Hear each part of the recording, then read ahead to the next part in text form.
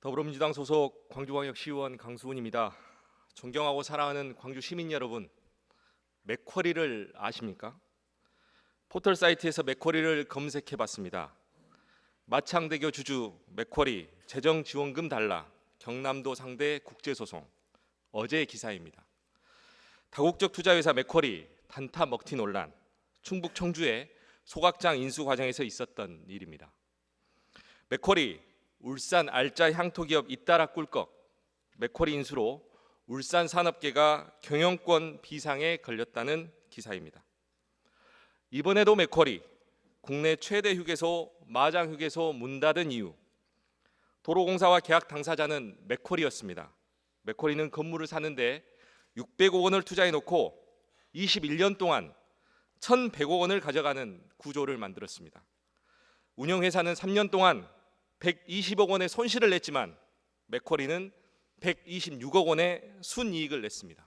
서울 지하철 9호선 맥쿼리 철수 먹튀 논란, 적자가 나더라도 서울시가 매년 최소 8.9%의 수익을 보장해줬고 맥쿼리는 6년 만에 수백억 원의 이익을 챙기고 9호선에서 결국 손을 뗐습니다.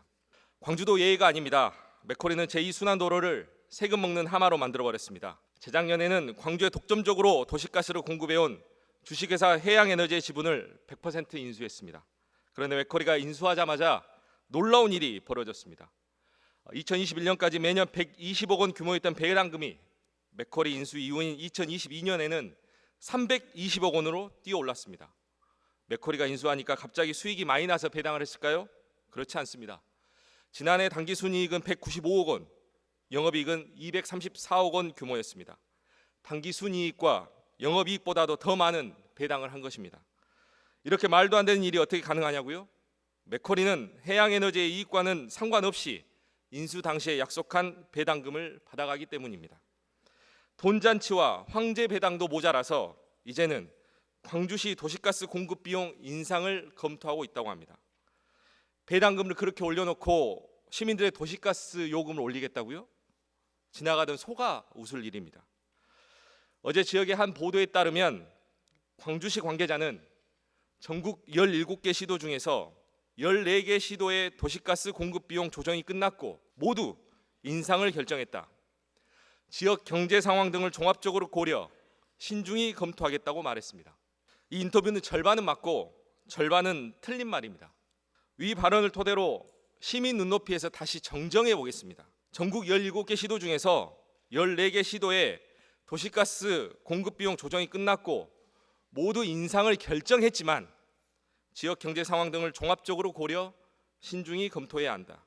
특히 재작년 맥쿼리 인수 후에 과도한 배당금 지급은 이해하기 어려운 일이므로 시민 부담을 줄이는 방법을 찾기 위해 모든 노력을 다할 것입니다. 이렇게 인터뷰했다면 훨씬 더 믿음직스러운 광주시가 되었을 것입니다. 145만 광주 시민을 대표하는 강기정 광주시장께 요구합니다.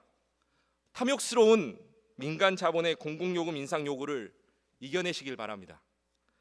공짜 점심은 없다는 말이 있습니다. 맥쿼리를 비롯한 기업들과 손을 잡고 추진하는 민자 사업은 당장의 성과를 내면서 시작하기는 쉽지만 결국 미래 세대에게는 큰 빚으로 다가올 수밖에 없습니다.